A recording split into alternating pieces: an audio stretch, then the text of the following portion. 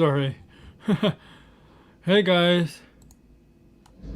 Here in Entertainment bringing you It's All About Wrestling episode 22. I'm going to have a guest on for this episode. I just got to invite him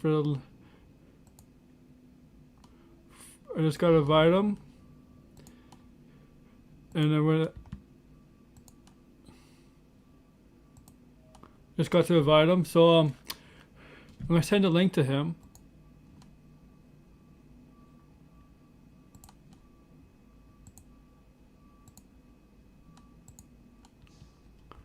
And then we'll get started. So while I do that, this is episode 22 of Internet Entertainment all about wrestling. I will not be reviewing yesterday's Raw. I know Charlotte Flair has been suspended and fined. I'll talk about next week's Raw. It's all about wrestling for that.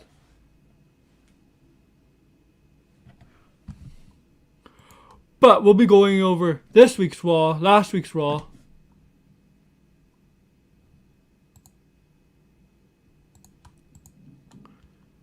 Because, yeah,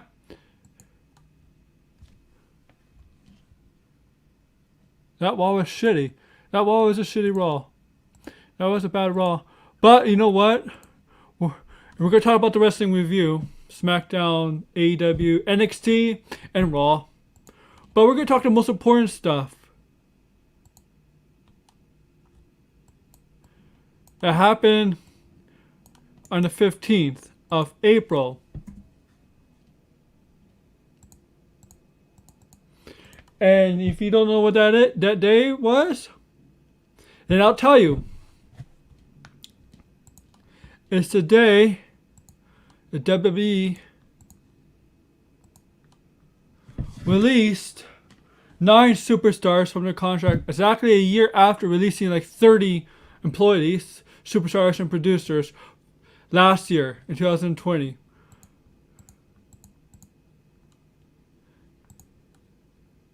Good afternoon, Tim. And now we're going to talk about that. Also, as you see in the thumbnail, Mia Yim gets moved to SmackDown. But let's talk about the releases. The 9 superstars that got released. Billy Kay of the Iconics, Peyton Royce of the Iconics, Samoa Joe, Mojo Rawley, Kalisto, Chelsea Green, Bo Dallas. Let's see, the Iconics. There was 9, right? The Iconics, Mickey James, the Iconics, Chelsea Green, 4 women, Kalisto, Bo Dallas, Samoa Joe, Mojo Rawley. And there was one more.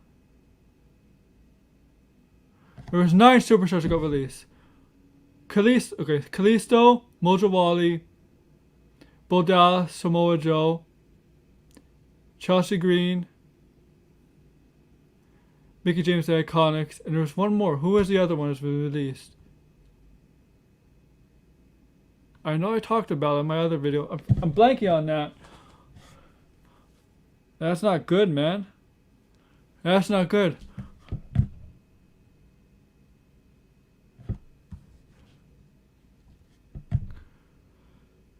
I guess the surprising one here is Samoa Joe.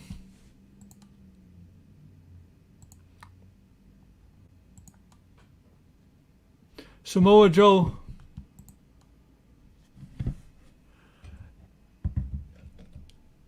That's the big one, guys. That's the big one being released, man. The big name there. Of all the superstars there, the biggest one, the biggest known name there, Samoa Joe. As you know, Samoa Joe has been doing commentary for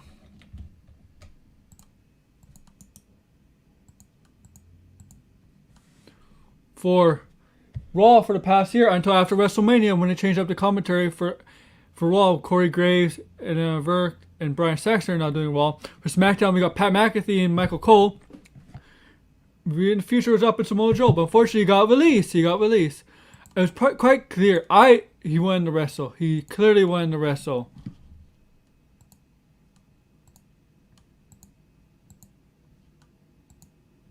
I have no doubt about it, he wanted to wrestle. And they wouldn't clear him. And I think losing Samoa Joe is a big loss for WWE. I kind of think they kind of failed him on the main roster.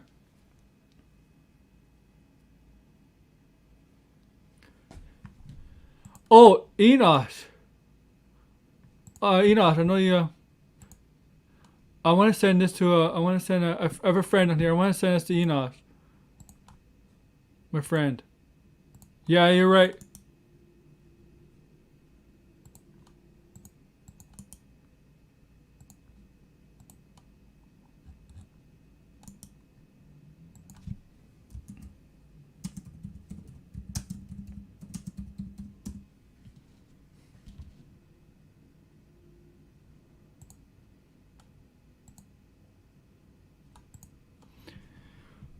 Yeah, you're right, man. They did totally fuck him up.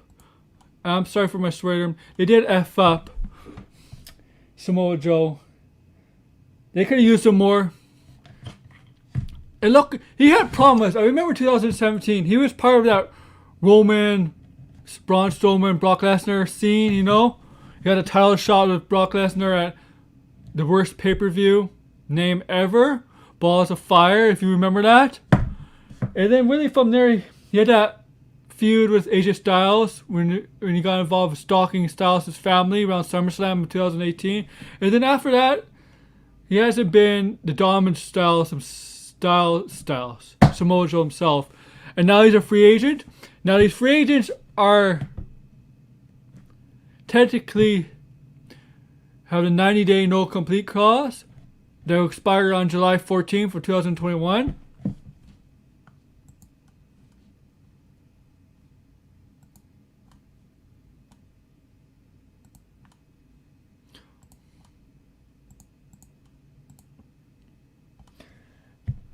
And you know, TNA, Impact, they're going to tease him up. But let's get to yeah, here's the thing. I don't want to be called that pay-per-view. And now, Samoa Joe, where do I see him? I like the idea of him teaming up with Team Taz. I know some people, I forget who it was. I think it was one of the Fightfuls. I'm not sure.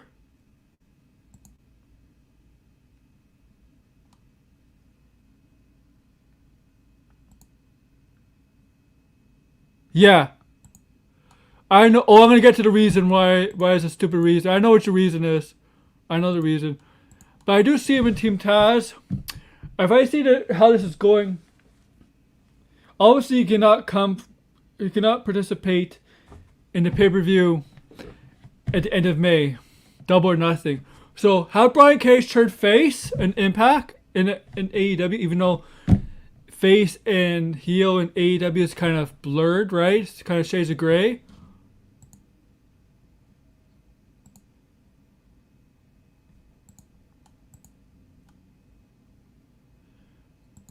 Yeah, I'm gonna call bullshit on that.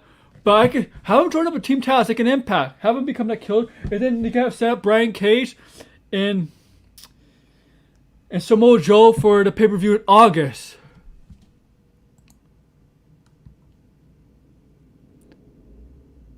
Yeah, man. Budget cuts. That's the excuse, guys. That's the budget cuts. Bullshit. They didn't cut in budget cuts. They made a profit this year. Not budget cuts. Just a minute, you couldn't find any use of them or they just wanted out.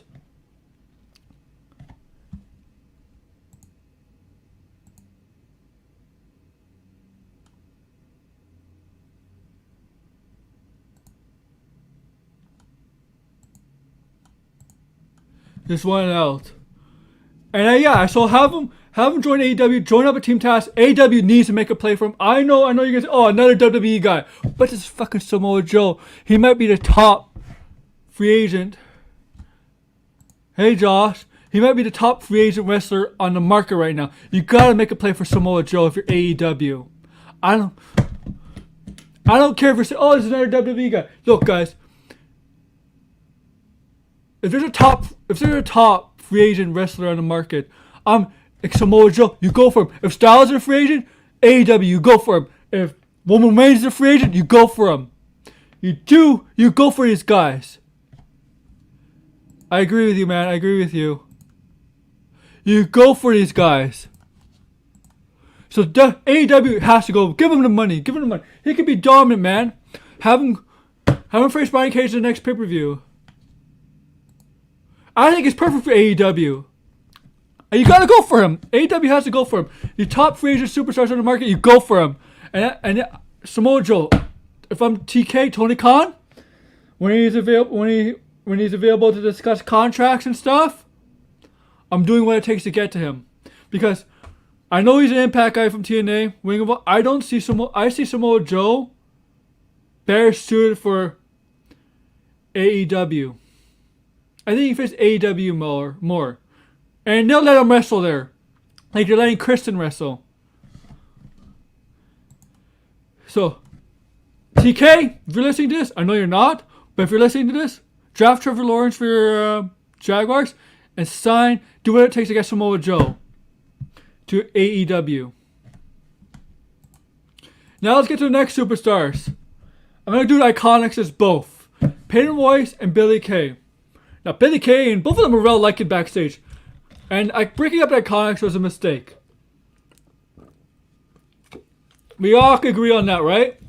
And I think it hurt Peyton Royce more because she's teamed with Lacey Evans and that didn't go anywhere. But Billy Kay has been this mainstay on TV with her resume gimmick and stuff. And she's been on Wrestlemania. Yeah, man, there we go. Joe's gonna kill you. Remember that NXT chant? Joe's gonna kill you. Bring that to AEW.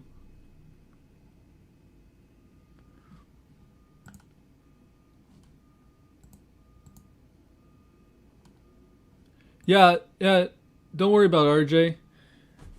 And so let's go with Billy Kay, Peyton Royce. So I like to see them both. I can see them both in Impact. But how about this idea?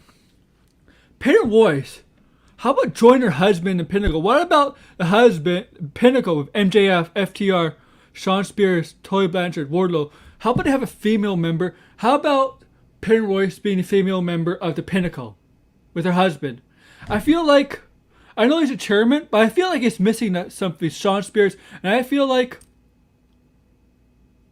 having Peyton Royce, his wife,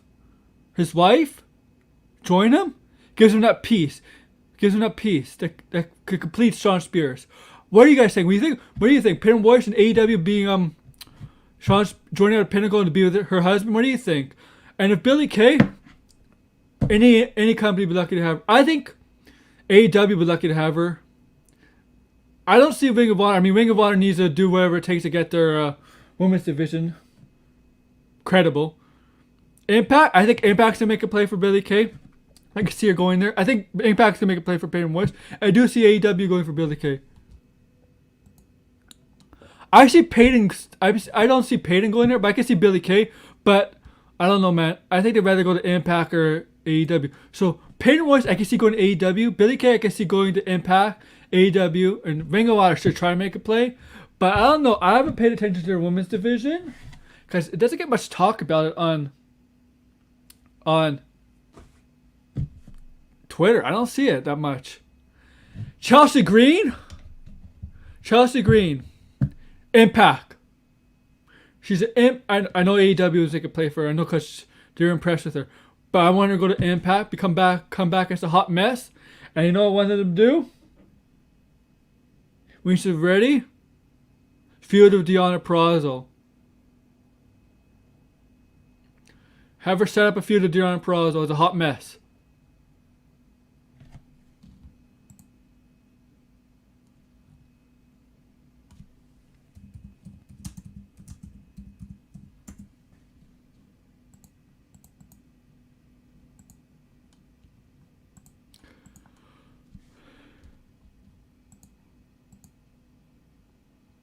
Yeah, so I like that. I like the idea of having her feud with Deonna Purrazzo and an Impact. I know AEW will definitely make a play for her. Or maybe, yeah.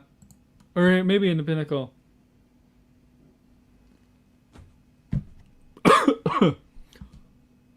Mickey James?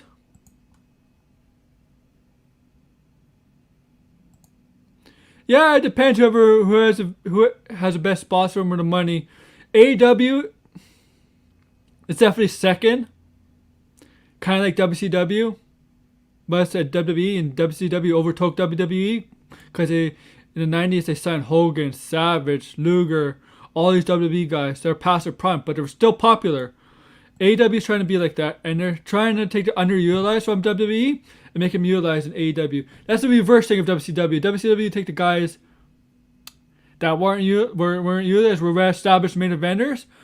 Where WWE would take the guys underutilized in WCW, like Triple H, Mick Foley to an extent, like Steve Austin, and some other guys in WWE and WCW at the time. When they take them to WWE, they would make them stars. Stone Cold Steve Austin became a star. And I was a WCW guy too.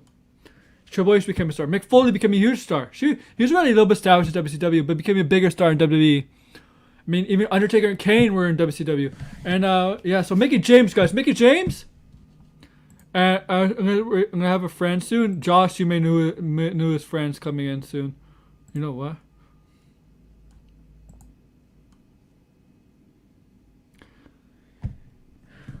Mickey James? I don't know. Impact? NWA. I don't know. I think Mickey James is an NWA woman. I just feel like she's suited for NWA better than Impact, Ring of Honor, or AEW. Maybe it's because her husband's in NWA. I just feel like Mickey James is suited for Impact, not Impact, NWA, or maybe Impact. Maybe she'll return to Impact. Yeah, I remember that. Yeah, Yeah, she could go anywhere. I agree, man. I mean, it's Mickey James. Any company would be lucky to have her. WWE lost. She was frustrated with WWE. She made it clear. Bull Dallas, I agree with you. Impact. I agree. Impact.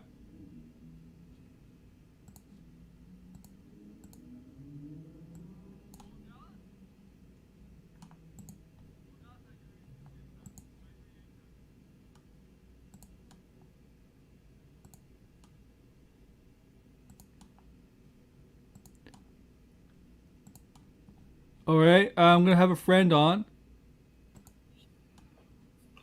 Hey, Hey RJ. man, what's up? Doing well. I'm just talking about the releases. Yeah, man, so many freaking wrestlers got released again on the anniversary of Black Wednesday. Pretty crazy. Exactly a year after last year. Mm-hmm. Yeah, the name that surprised me the most is obviously the Iconics, both of them, especially because Peyton Royce is apparently very high backstage, and obviously Samoa Joe is a pretty big loss for them. So Samoa Joe is a huge loss because he's one of the top stars in right now. If I was any company in US, I'd make a huge play for him, especially AEW. You got to make a huge play for him. He's one of the top tier free agents, superstars right now out there. You do what it takes to get him to AEW. If I was AEW, yeah, only problem is AEW's roster is so big at this point. It's like, can they really afford to get more? I know, like yeah. Samoa Joe's is such a big name, though. Maybe I'd make an You know what? exception. Yeah, but AEW, everybody's in a faction, so it's okay. Well, true, but it's like they at a point where there are so many wrestlers that's like, they don't want to make the roster too big, You know because what I they feel can like they're do? having a problem sometimes right now with making sure people have good enough TV time. Like for example, Miro. Miro's been doing okay, but he hasn't been at that level we would like him to be at yet, just because there's just not enough time or good position for him yet. He's getting there. He's getting there. He's about to like go for a big singles push right now, but it's like the Yeah. roster's just getting so big. I think Samoa Joe fits perfect with Team Taz because you can see Brian Cage. You know, Brian Cage is starting. It looks like he's going to turn face. Have when Joe's available because he cannot compete. He cannot join the company for 30 days, which is July. Obviously, he cannot join the pay per view. But the pay per view after in August, have Joe come as a heel, join Team Taz. Joe and Cage at the pay per view in August. Yeah, I could definitely see that happening. I mean, maybe I would save him as a big reveal for All Out. Yeah. Yeah, definitely. I mean, I think the Iconics, I think them going back to the indie scene would work really well. They could go anywhere, honestly. We talked about this before. Impact is a really good women's division. They could be a great. I mean, they have the tag team belts over there, so. Yeah, it's true. I could see him. I could see those two either going to Impact. I could see Peyton Royce going to AEW or Impact because I think Peyton Royce. Why not have a female member in the Pinnacle, join her husband? Because I feel like Sean Spears is missing something, and maybe his wife is the missing piece. True, but I feel like her and Billy Kay work best as a duo. So I don't know if I would like. Peyton Royce maybe wouldn't be bad as a singles competitor. I feel like she works better as a tag team. As a singles competitor, she's better than Billy Kay in the ring. Well, yeah, obviously. She's very underrated she's very underrated. I mean, Billy Kay is probably better in terms of charisma and personality. Even though Peyton Royce has it, but Peyton Royce is better in the ring, where Billy Kay is an expert in the other stuff. Right. And I see Mickey James going. I see Mickey James going to NWA or Impact. Yeah, I mean, honestly, if I was AEW, I'd maybe consider getting Mickey James as well to be a locker room leader. The women's division could use a locker room leader like that who can help teach the women there some stuff. Help develop that aspect, not even as a wrestler, but someone backstage as a producer or something. Should be very valuable. And where do you think Bo Dallas goes? Because someone in the Impact. I'm just saying Impact. I think he's an Impact guy. Bo Dallas can go anywhere. So, I mean, I could see him just sticking to the Indies for a little bit, maybe doing an Impact run, maybe doing Ring of Honor, New Japan. I want Billy Kay, if she joins a company, I want her to keep her catchphrase. You gotta be joking me. Oh yeah. I was gonna get back to this. I was gonna share a screen with you guys. Mm-hmm. Batista's interview with Point Next to his lines at Justice Con. I think I found it somewhere on one of the wrestling sites. Let me go find it. Okay. I showed it to Enosh on Twitter. And so Kalisto, maybe back to Mexico. I don't know. Kalisto. I totally forgot Kalisto got released too. I think Impact or ROH. Yeah, I could see him going back to AAA though. Go back to Mexico. That too. Who was the other one? Chelsea Green. Oh, I mentioned Chelsea Green. Impact. Have her back as a hot mess. Feud with Deonna Purrazzo, man. Yeah, maybe. I do see Impact interested in her because when they had that 2018 show, even though it wasn't technically AEW back then, but it was basically kind of built. You think maybe any of these people could go back to NXT if they work something out? I mean, think about Drake Maverick. He got released and, he was in NXT and they did stuff. In wrestling, never say never. Yeah. Heck, I wouldn't. I mean, I don't think Joe would do this, but I mean, Joe's running NXT. He was amazing. I wouldn't mind seeing him go back there. And NXT, yeah. And in WWE, at the start, for about maybe 1 or 2 years, it was good. Then 2019, 2020, 2020 was basically on the commentating, but yeah. Is Joe still injured, or was he? I think he's cleared. I think he's cleared. I think he knows he's cleared. I think he wants to wrestle. He wants to wrestle. Mickey James wants to wrestle. Maybe that's why she's happy about being released. Don't forget about Tucker. I'm very interested in Tucker. Yeah. When Tucker got released, he literally tweeted freedom, and he's like, "I can't wait to share my story with everyone." I bet you there's some really bad behind the scenes stuff with Tucker that he's ready to spill the beans on because they mistreated him horribly, in my opinion. Yeah. With his heel turn on Otis, it did nothing ever since. Nope, that was it. They never used him again. Not only that, he got stuck to catering and being backstage stuff. Nothing happened with him. Even Otis. What did they do with Otis? They just turned Otis heel, and now he's just a freaking tag team with Gable. Yeah, he's in a tag team with Gable. Honestly, I'm surprised Gable didn't get released already. Gable, if he got released, that's a huge loss because the guy. I think Gable's just waiting. Yeah, I think Gable's just waiting to leave. He's waiting for his contract to end so he can go. He's a guy. Gable will be a guy to be better utilized in a different company because of how talented he is. He'd be perfect in Impact. Yeah, Impact, exactly. And so Tucker, I see Tucker going to Impact. Yeah, maybe. I don't know where Tucker goes next. I mean, I don't know enough about Tucker and his skill set as a wrestler. I mean, I enjoyed that machinery stuff I saw on Smackdown and stuff, but Oh, you know what? We forgot about New Japan. That's true. Thank you, Tim. Yeah. But, I'm sure all these guys and ladies are going to find success elsewhere. yeah. I mean, WWE guys that get released have no problem getting booked on independents or other companies. No problem at all. Because they've been on WWE TV. And yeah, but unfortunately, budget cuts is the reason, which is bullshit because they made a profit. So it's not budget cuts. Oh, it's not budget cuts, clearly, because we have nothing for you. Or you're just wasting our money, and we want to make more profits. Exactly. And they can lie all you want. It's just like Warner Bros. They can lie all you want, but you know the truth. Yeah. And that's basically it about the releases. Now, here's some news before we get to weekly review. Mia Yim's been moved to SmackDown. I heard about this. I'm very excited for her. I hope they actually use her well. Because her and Retribution was a complete disaster. They did absolutely nothing with her. It's still a disaster. It's still a disaster. Even though they're not technically Retribution, but teaming up with supposedly with MVP. They're not really with MVP, but we all know they're in cahoots. It's still a disaster. But yeah, Mia Yim, I think fits SmackDown. Like SmackDown needs both brands, women rosters are terrible, and we'll get to the bad stuff about Raw's women roster.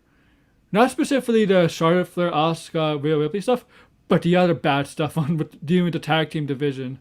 But with Mia Yim on SmackDown, it gets something for more to do because get rid of the mask, bring back Mia Yim. As Mia Yim, tremendous athlete, good wrestler. She may not be women's champion material, but she's still solid in the ring. But I feel like with her there, it's a boost because Bianca Belair, Bayley, and Sasha Banks are basically the top. She'd be great in a feud with Bianca Belair. Yeah, something like that. That'd be fantastic. She has beaten Bianca Belair in NXT, but and that's NXT. Yeah. Yeah, I usually talk about Raw on next Monday's show, but I was on your show yesterday, so that's why I didn't do this show. Oh, yeah, I understand. Can we just talk for a moment about how bad the Raw and SmackDown after WrestleManias were? Those shows were pitiful for after Mania shows. You okay? You want to get to the weekly review? I mean, yeah, if you want to. I'm just saying, like, I have a lot to say because those shows were horrible. Raw, terrible. SmackDown was bad. Raw, the only good thing about Raw was that killer promo with Charlotte. That's the only good thing. And then it kind of ruined it this week. But that was the only good thing about Raw. The worst thing about Raw was basically everything. But I think the really, really worst thing was the tag team women's match when Mandy Rose and Dana Brooke. Both the women's tag team matches on Raw the last couple weeks have been horrible. Like, really bad. Yeah, we're just going to walk away and get the disqualification so we don't actually go pin the freaking champions. You're baby faces. You're not supposed to do that. You're burying yourself by doing that. As a babyface, you just bury yourself doing that. Yeah, also, it's like, why would you not want to go in and pin the champions so we have a reason to challenge for the titles? You know, and every time they face Nia Jax and Shayna Baszler, they always lose anyway.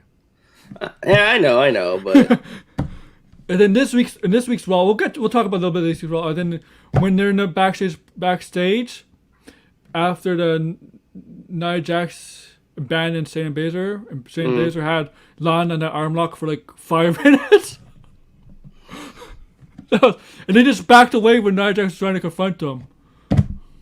Coward baby faces. You can't have coward baby faces. No fan gets behind a baby face as a coward. No fan does.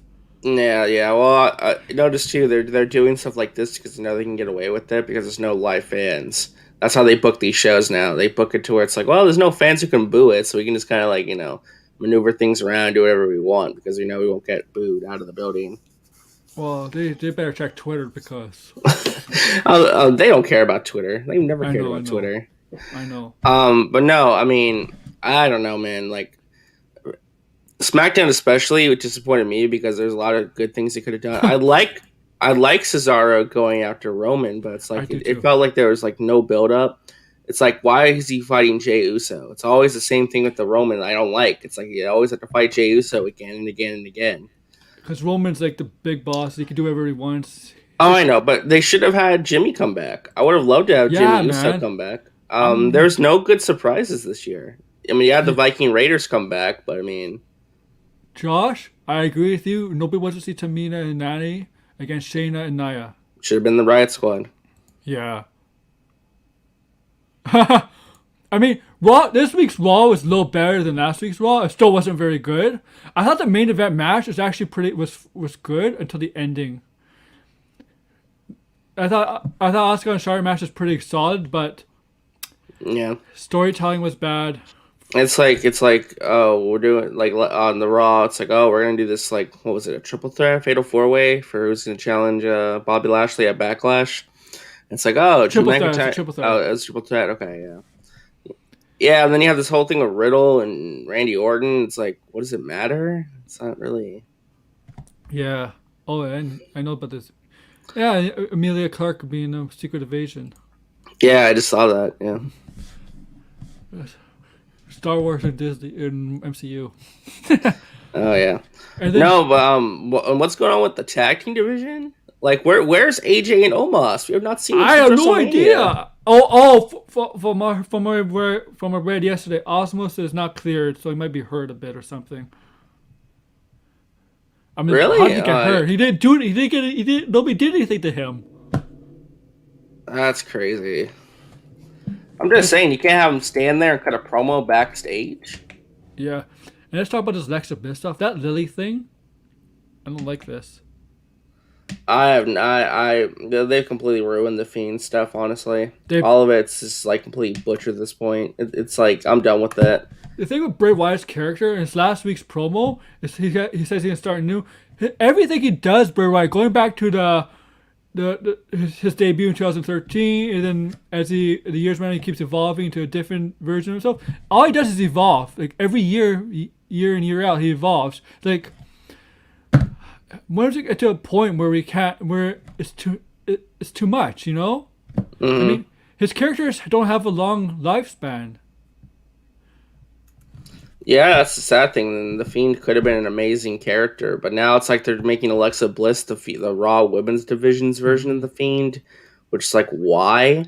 The idea of her being like the Harley Quinn to his Joker was way more interesting. It could have actually done something great if they actually would have continued it, but they just completely dropped it, and now they're just doing whatever at this point. It was great at the beginning when she became Harley Quinn, basically to him as a Joker. That was great at the beginning. I was all for it. Next up, Bliss looks like she's having the most fun in years doing it. Mm-hmm. I think she's still having fun, but now that she's by herself, and it's like, that's not what people were into it for. The Fiend is done. They ruined this character. Not even 2 years in, man. Actually, technically 1 year in. I don't even know where they go from here. Like, I know Bray Wyatt cut the promo saying, "Oh, I'm going to change things up" or whatever. It's like, well, what's next? What's the next evolution? Because right now it feels like there's no momentum at all. Yeah. What else? So it looks like those two guys got away with their masks from Retribution. Oh yeah. I hate this for one reason. Have him become back a single star. I don't like Dijak was very popular in NXT, and then he on Raw, he's reduced to nothing. I don't know about the other guy, Mace. I know who he is on Twitch because he was well known on Twitch, but I didn't see much of NXT. But with Dijak, they wasted him. And I don't know. Well, hopefully this is the start of them getting away from all that, and they could finally do something with it. Why does so they got rid of her business got rid of Sheldon Benjamin and Cedric Alexander, and MVP says, oh, he's not in cahoots with these guys, which is BS. We all know he's in cahoots with these guys. Why Bobby Lashley says he doesn't need anybody anymore. So why is MVP? I don't know, man. You know what I'm trying to say here? Yeah. Like, it doesn't make sense. Yeah, I am excited for NXT tonight, though. NXT. So, did you watch NXT last week? I caught a little bit of it. I didn't finish the whole thing, though. I like NXT. So, we got Raquel Gonzalez cutting the promo, and then we got Franky Monet, formerly of Tyra Valkyrie, make her debut. I saw that. That's great. I'm very excited for her. And then Rhea Ripley and Bianca Belair came in, and they all posed with the titles. My only problem with this segment. Don't have Franky Monet debut in this moment. Yeah. Why did they change her name though? By the way, why did they not keep it as I Taya don't know. Valkyrie? I don't know. I don't know. It's weird to say. Like I'm trying to get used to it. Like at first it's hard to say, but like to get used to. And now I'm used to it. And there's a lot of people that have Twitter have issue with it. And she doesn't give a damn. She'll reply to you, and she doesn't give a damn. Yeah. Who's the Japanese wrestler? Sarai, I think, is debuting tonight. So yeah, tonight. Yeah, tonight. And yeah, and we have tonight's gonna be Mercedes Martinez versus Zoe Stark. NXT was awesome. The main event was fun last week when they had Dexter Lumis. It was a missed tag team. Dexter Lumis, Bronson Reed, Shotzi Blackheart, Ember Moon taking on the Ray with Indy Hartwell, Austin Theory, Candice LeRae, and Johnny Gargano. When Dexter Lumis Indy Hartwell was like in love with Dexter Lumis, and at the end, she fainted on purpose. She pretended to faint on purpose, and Dexter Lumis carried her away backstage. And then you see a shot of her smiling, give it a thumbs up. You see that? Yeah. I mean, NXT was fun last week. I'm glad it's on Tuesdays because now we don't have to. Now I don't have to switch back before NXT and AEW. Right. Oh, yeah, I know, Pat. Throwback, I know. Thank you. Actually, I don't know if you saw the ratings. NXT went up a little bit, but AEW had like 1.2 million on Wednesday. Yeah, I had no competition.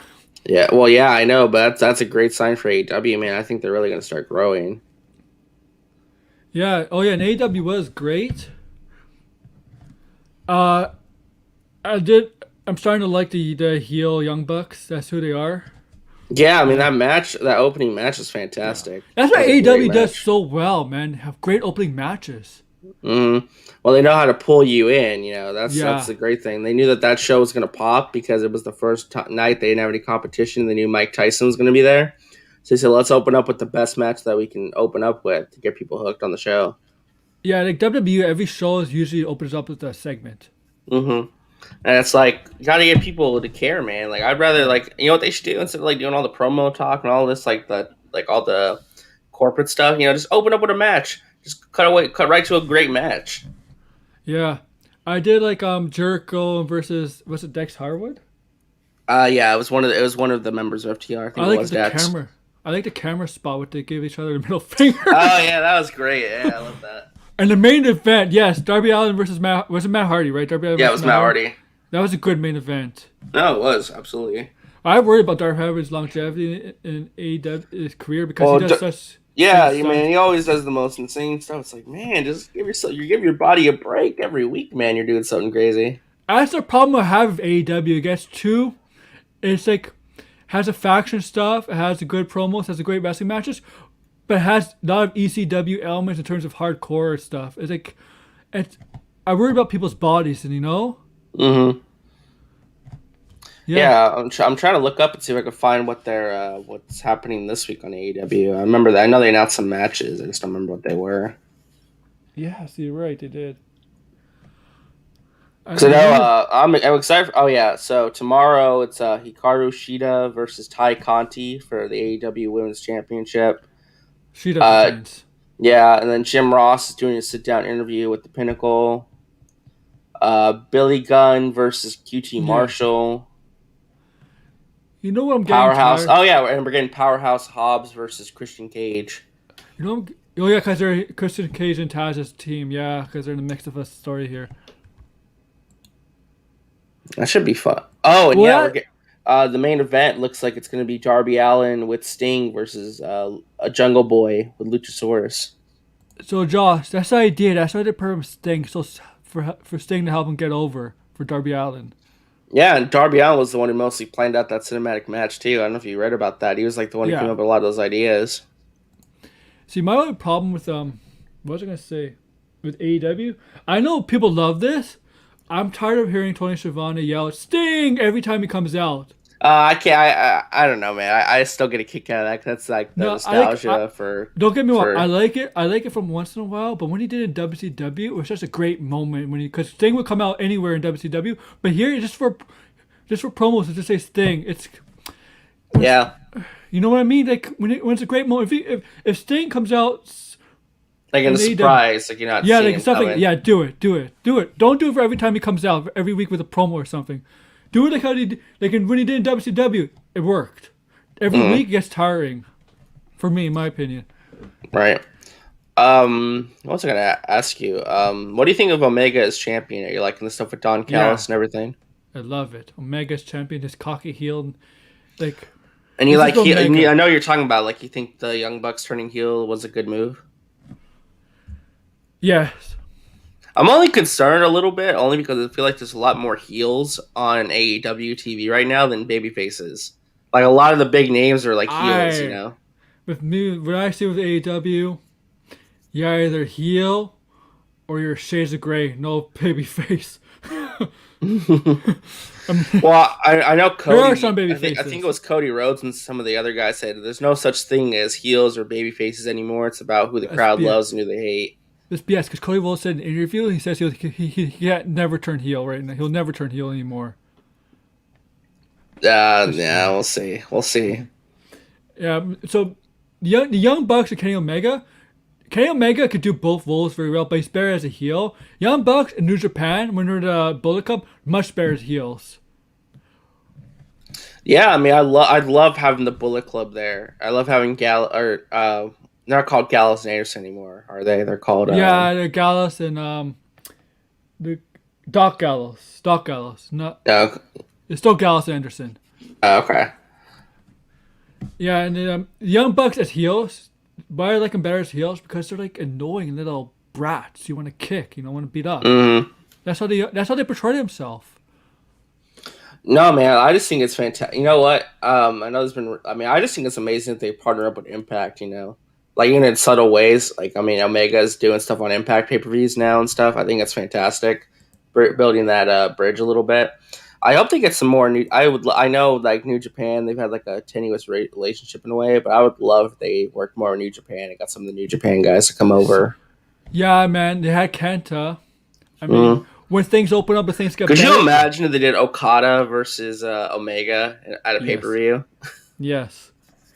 I personally think if there was no pandemic, I think New Japan and AEW would have worked together more. So you think maybe when the pandemic's over, like when it's like a lot more better, they'll work something out? I think, man. I think Okada versus Omega on US TV on a US pay-per-view. Mm-hmm. Or like have Ibushi versus Omega, because Ibushi and Omega have a history together. Yeah. Have they said who Omega's challenging next to the title yet? I know we got Blood and... I know they're setting up potentially him versus Christian Cage, but I don't know if I like that idea. Yeah, it really hasn't advanced that much from that. Yeah, I mean, Christian Cage said, "I'm gonna come for your title eventually, but I'm gonna earn my way there first," is what he said. I just know Blessing Gore or whatever it's called, Gore was happening. And was that May 5th or next week? I don't remember. All I know about May 5th is that's the Blood and Guts match, which I'm surprised they're doing that on TV because from what they were building it up as, it would seem like it's going to be super bloody and nasty. So I'm not sure why they're doing it on TNT television. I mean, I'm still excited for it. Don't get me wrong. I'm just wondering. I thought they would save it for the pay-per-view. Yeah, they really don't need to like do it if it's going up against. Unless it's just to get a big ratings grab, Yeah, get like huge ratings. I mean, they're gonna get million. They're getting millions now. They're gonna get. I'm gonna say this. They're gonna still get over a million because people are gonna watch it more because they don't have NXT on Wednesdays. Mm-hmm. And it's kind of the same audience in a way too. So it's like. Yeah, like as a wrestling fan, as we are, we're gonna watch it. Honestly, it's good. It's gonna be very good for AEW if they can get 1 million every single week. Like for them, if they get 1 million every week, that's gonna be a sign of great growth. So. I mean, like Raw gets like 2 million, and Raw shit. Yeah, well, that's just because Raw is just I don't know why Raw gets so much views. They keep going down a little bit, but they always stay like at least around 2 million. Dynamite almost pulled up SmackDown ratings. Yeah, I mean, the most important thing with ratings is the demographic stuff, and AEW is very competitive with Raw and SmackDown in that regard. Yeah, I mean... I was going to ask you, too, what do you think of the new announced teams for WWE? Adnan Virk on Raw and Pat McAfee for SmackDown. I love Pat McAfee on SmackDown. The Raw guy, I don't know about yet. I'm a little mixed on him. The only problem with Pat McAfee, I know he's got involved in wrestling, he's been on NXT and stuff, but he's not an analyst because a wrestling analyst. For football, he'd be fine, but for wrestling, he has to know the moves, the transition, the submissions, different kind of suplexes, stuff like that. That's why you need a wrestler. In sports, you have the play-by-play, which is Michael Cole, and the analyst, who is a former athlete. In terms of that sport, Pat McAfee is a former athlete in football, but not in wrestling. Yeah, maybe he has some wrestling experience. I guess is learning more on the fly. I'll give him a chance because he, like Bad Bunny, he's passionate about it. So I'll give him that. Right, On the Raw side, Adam Everett, the first week he struggled a bit, but I think he had help with Graves and Saxon to help carry him. And this week he got a little better because he had more experience, more time. He'll learn eventually as he gets more experience calling wrestling, because calling wrestling is a total different thing from calling all the other sports. No, absolutely. I totally see where you're coming from on that. But yeah, we'll see, man. Pat McAfee. Maybe we'll get involved somehow in the confrontations at one point. But yeah, SmackDown. I guess Cesaro and Seth Rollins are going to continue their thing. Which I'm fine with. I'm fine with that. Yeah. They're two of the best in the ring on WWE main roster and NXT. Plus, it gives Cesaro time before he has to actually really challenge Roman. They can build that up later. Yeah.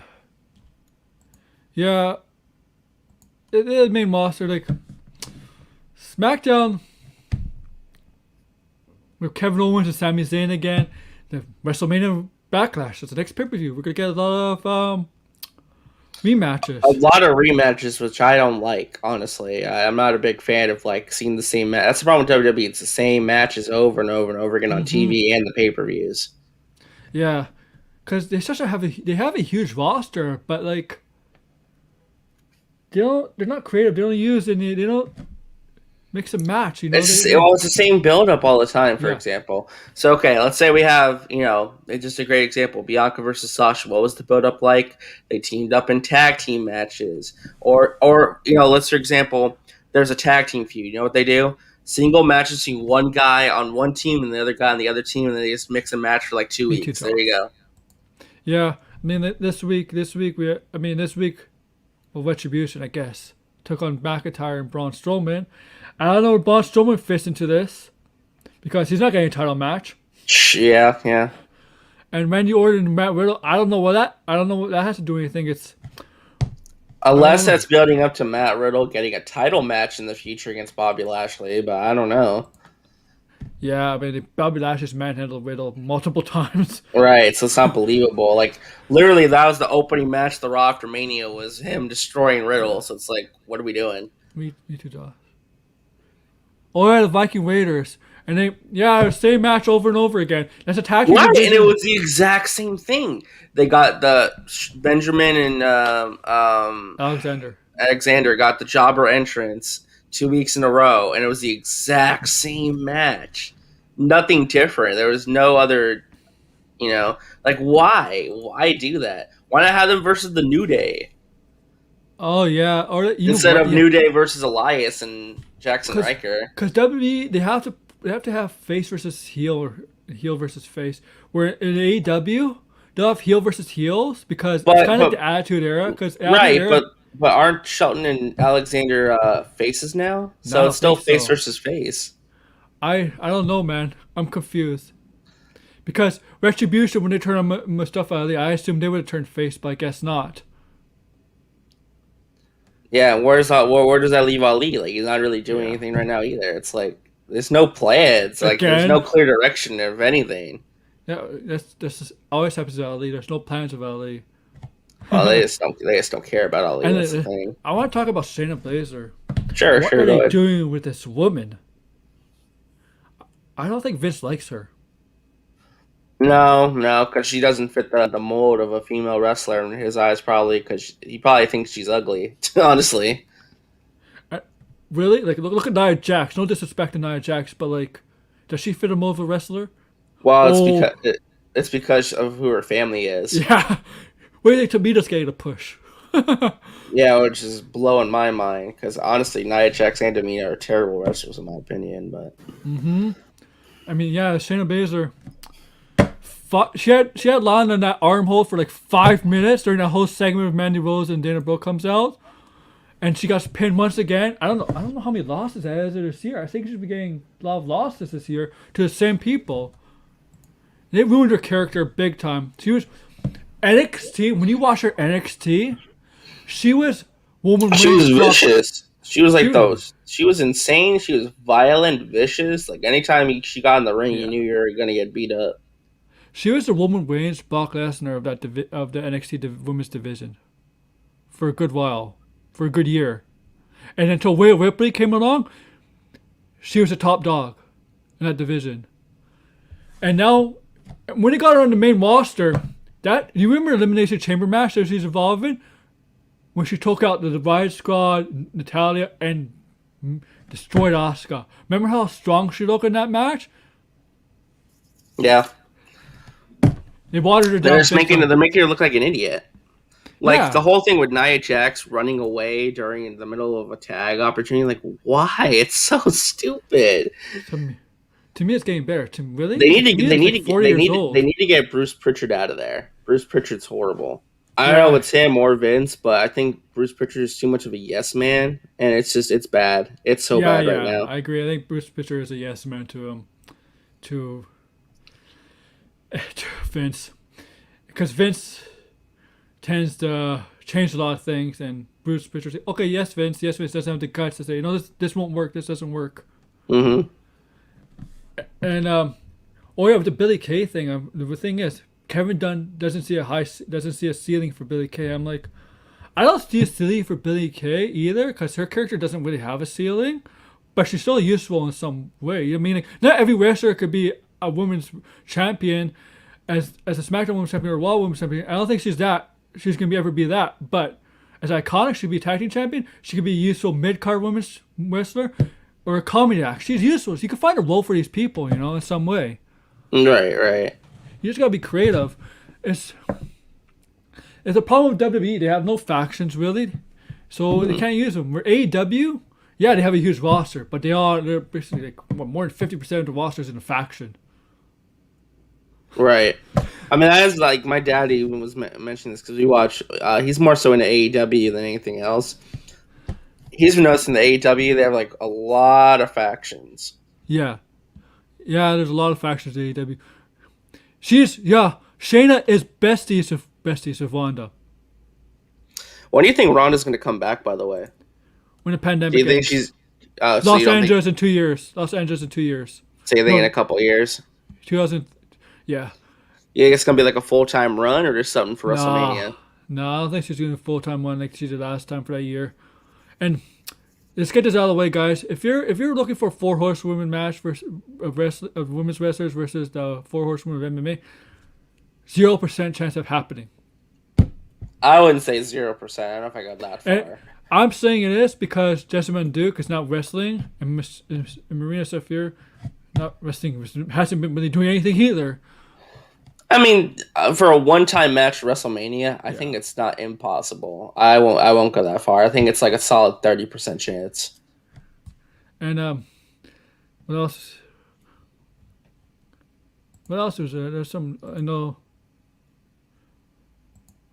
There was some other talk. Oh, you should have watched on A&E Sunday. Oh, they have those documentary specials, yeah. Yeah, they started with Stone Cold Steve Austin for 2 hours, I think. Great documentary on Stone Cold about how. Next they're doing Rowdy Piper. Yeah, next Sunday Piper. Yeah, 8:00 for the documentaries. And then they have Hidden Treasures. It's like kind of like Pawn Stars meets WWE. That's cool. Yeah, I mean, I couldn't catch the Stone Cold documentary, but I'll have to they'll probably be on demand or something on my cable network. I'll probably watch them. Also, May 6th, Dark Side of the Ring. Season 3. I cannot wait for that. Have they confirmed what the first episode's going to be yet? Nick Cage, I think. Oh, Nick Cage, okay. Nick Cage, yeah. I think. I'm not. Don't quote me on this. Yeah, I'm looking forward to the North Korea episode and the Ultimate Warrior episodes. WCW. Mm-hmm. Collision in North Korea, I think it's called. I don't know, man. It's like the Saudi Arabia situation when they held hostage, when WWE was held hostage in Saudi Arabia in 2018. You remember that? Yeah. That's When do you think crazy. WWE will go back to Saudi Arabia? Or do When you think things that? clear, man. When things Yeah. clear, because they do Do you think they're still going to do it even with all the stuff going on, all the controversy, or do you think they're just going to scrap the deal? too much money. True.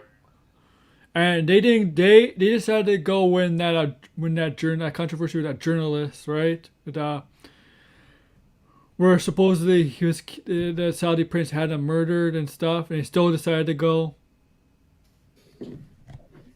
or something like Yeah. that in 2018. So I mean, yeah, Dark Side of the Ring. Oh, really? Yeah, the documentaries I loved the most was Chris Benoit and the Owen Hart ones. Those are the most heartbreaking ones, but they're like so in depth and so. Yeah, the Chris Benoit one especially hit me very hard, even though that wasn't my era of wrestling that I started watching. Like you watch that whole thing, it's just so unbelievably tragic. Yeah, Owen Hart. I mean, And what was the other one? What's his name? Blackjack, I think. The hardcore wrestler. I want to make sure I get his name correct. He was the guy who threw the one guy off the top of the cage, almost killed him. He's the guy who stabbed the security guard New kid. Jack. New Jack, there we go. Not That guy is Blackjack. New Jack. nuts. New Jack is nuts, but man, that documentary is so entertaining because that guy's legitimately insane, and you see the footage of all the stuff he did. Yeah, he is insane. And so we've been an hour 55 minutes in. I think I have nothing else to talk about, but I just want to get this out of the way. So, do you see the Mortal Kombat 7 minutes thing? I watched it; it looks amazing. The violence and the gore, man, they're going all in. And you should check on Netflix this movie Love and Monsters with Dylan O'Brien. I actually bought the Blu-ray of that. I bought the Blu-ray of it because it was on sale at Best Buy. I watched it. That movie's great. It's Yeah. super like no one's talking about it because it came out during the middle of the pandemic, but it's like really good. Like It's the a very good CGI, movie. especially for like a small budget movie, it's great. I mean, the Dylan O'Brien, Michael Wilker, Jessica Henwick. It's a really good movie. It's Do you think they should make a sequel, or do you think they should just leave it as a one and done? they should do a second one. You think so? I like to see a sequel where it's like they try and get to the colder area because they Yeah. kind of teased it at the end. It's like, oh, they have no clue what dangers lie ahead of them when they get up here. Because they know they can fight back now. Mm-hmm. Instead of hiding, they can fight back now against these giant monsters. Yeah. Because if Dylan O'Brien's character, they see as inferior in his colony, they see as inferior, can't fight. If he could kill these monsters, they can see. It gives them inspiration now that they can fight back against these mutated insects and amphibians. Right. Yeah, I thanks to Matt Jarbo, he gave me a code to where I can watch Nobody, the Bob Odenkirk movie, on Vudu. I'm definitely gonna be watching that probably this weekend. But I heard it's very good. yeah, WWE's been promoting it a lot. I don't know if you noticed, which I think is really funny. They have them promoting this movie on the network.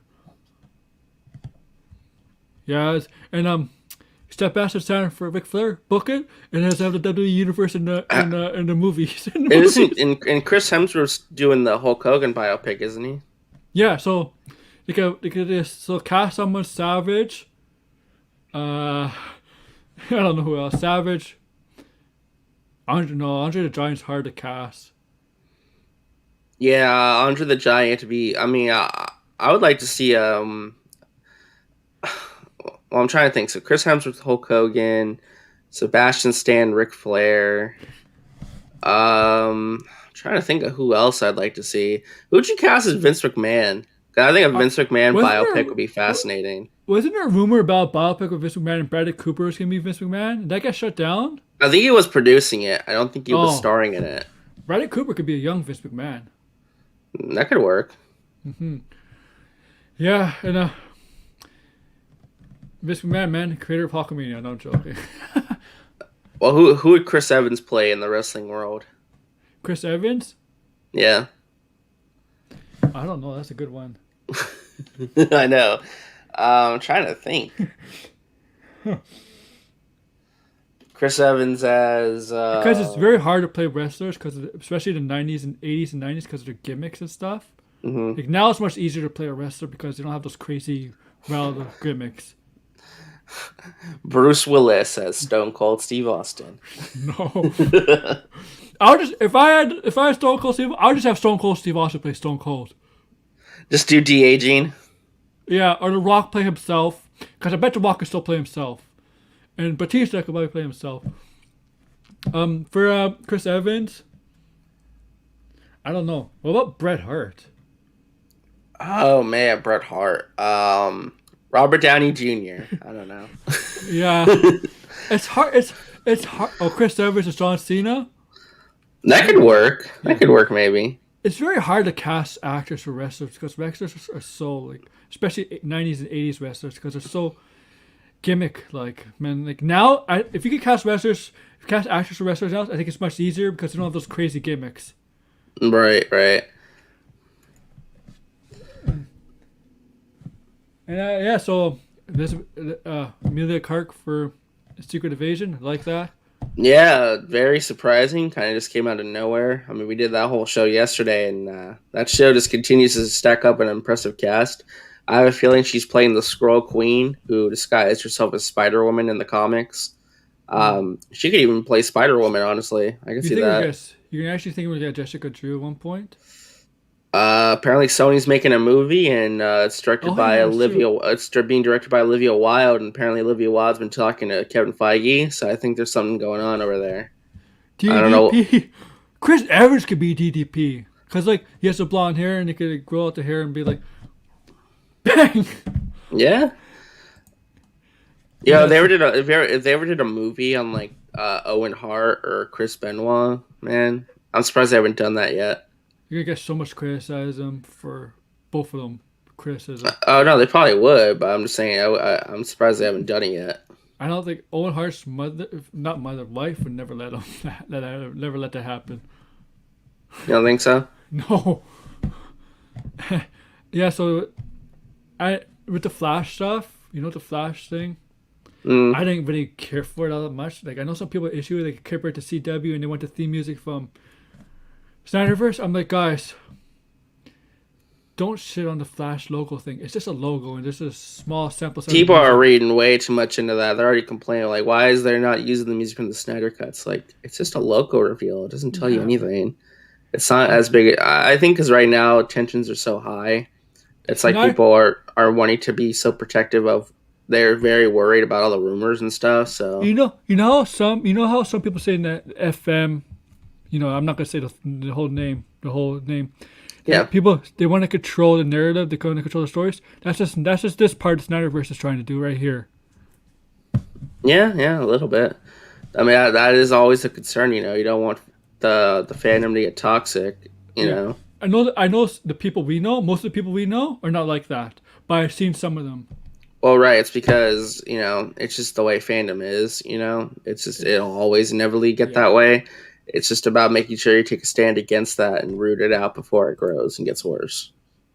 Yeah, so I think we're going to end it here. Tell me where they can find you. Yeah. If you guys want to follow me on Twitter, you can follow me at Resonant Justice. My @'s right there and my name on the screen. I'm also on YouTube at Resonant Justice. I do a lot of streams. Aaron was on the first episode of Mary Marvel Movie News, which is a great time. It's about an hour long, just like this stream. Nice, short, and sweet. We talked about the Shang-Chi trailer and a bunch of other stuff. I'm also on the PlayStation Plus podcast, which is a podcast covering PlayStation, sometimes Amico stuff and other randomness. We're trying to grow that. We have a Twitter page for that that you can follow, PlayStation Plus podcast. Thank you. Yeah, thank you. And we're going to try and grow that more, do more Twitch streams, gameplay. I know Saggy Melons is going to be uploading more of our Apex gameplay to that channel. So if you guys want to check that out too. And yeah, thank you again for having me on, Aaron. I really appreciate it. Thank you. And you can follow me at Aaron Jace Fan down in the as it's scrolling down below. My YouTube channel, Aaron Entertainment. I'm going to talk about the pop culture stuff that we kind of talked about just for a few minutes here on Thursday. And then I'm going to set Why We Love Sports for Saturday. And I did get a new headset because this headset's really old. So that's just be coming soon next week. But the headset can go... because I just got a new mic, so I'm very happy with it so far. My new headset could go with the PS5, PS4, Xbox Series X, which I have. So, And it's much better than this headset, because this headset's, I don't know, like 6-7 years old. I know it still works, but it's really old. So yeah, I want to thank RJ for coming on, and I want to thank all of you for watching. And before we go, this is what I think about you guys. And guys, don't mind the beer ball being through a Skullhouse head at the end. That is not how I think about you guys. But these 2 words is how I think about you guys. Too sweet! Sweet! Too sweet! Too sweet!